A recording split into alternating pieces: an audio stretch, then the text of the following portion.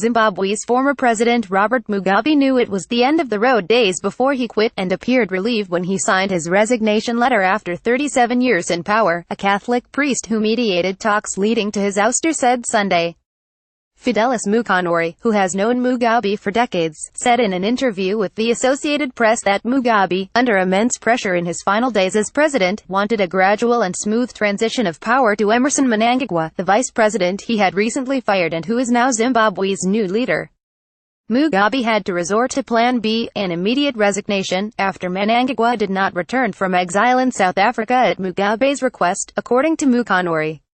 The interview at the Chishawasha Mission Church east of Harare, the capital, revealed some of the behind-the-scenes maneuvering at the frantic end of Mugabe's rule, which began with promise after the end of white minority rule in 1980 and unraveled under pressure from virtually all sectors of a society worn down by economic decline, government dysfunction and restrictions on basic freedoms. Events moved quickly after the military deployed troops in Harare on November 14. The 93-year-old leader resigned a week later, and Mnangagwa was inaugurated Friday in a joyous ceremony attended by tens of thousands of people yearning for change. While Mugabe had realized several days before his resignation that he couldn't stay on as president, he clung to the idea that he could remain in his post at least until a ruling party Congress next month to ensure a smooth handover, Mukonori said.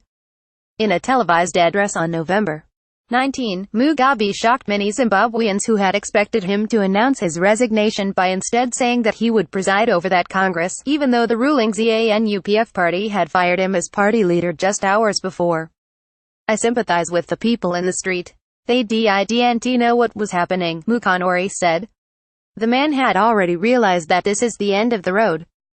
Mugabe was unable to control the terms of his exit after a lifetime of exercising the deft political skills and outright ruthlessness that kept him in power for so long. He had lost his grip on the ruling party, where factional feuding reached a boiling point with the dismissal of Mnangagwa and the open ambitions of Mugabe's wife, Grace, to take over from her husband in a dynastic succession that many Zimbabweans found abhorrent. The military said it intervened to target criminals around Mugabe, and Mukonori focused on talks with generals aimed at resolving the political crisis, shuttling among the president's private residence, the presidential office at State House and military barracks. Mnangagwa, who has close ties to the military and had fled Zimbabwe, was the one figure missing in the talks, Mukonori said. Hours before Mugabe's November 19 speech, the priest said, Mugabe spoke to Mnangagwa for 10 minutes by telephone and implored his former deputy to return, saying, "Emmerson, come back now. Let's deal with this issue."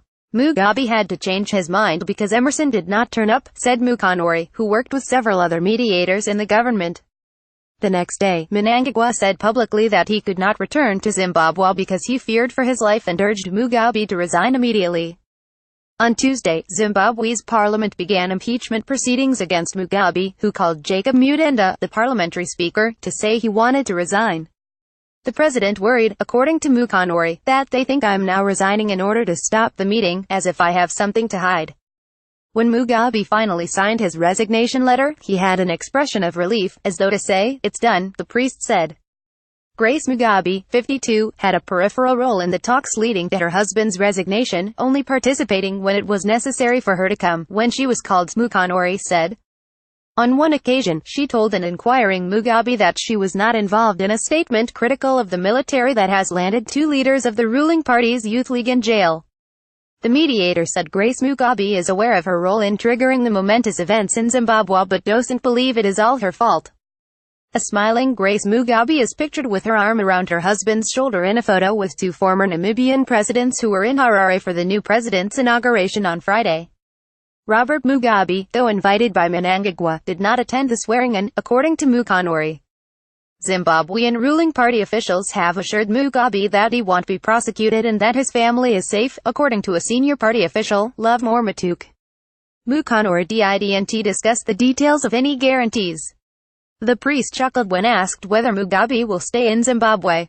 "Where would he go?" he said. "He would die here."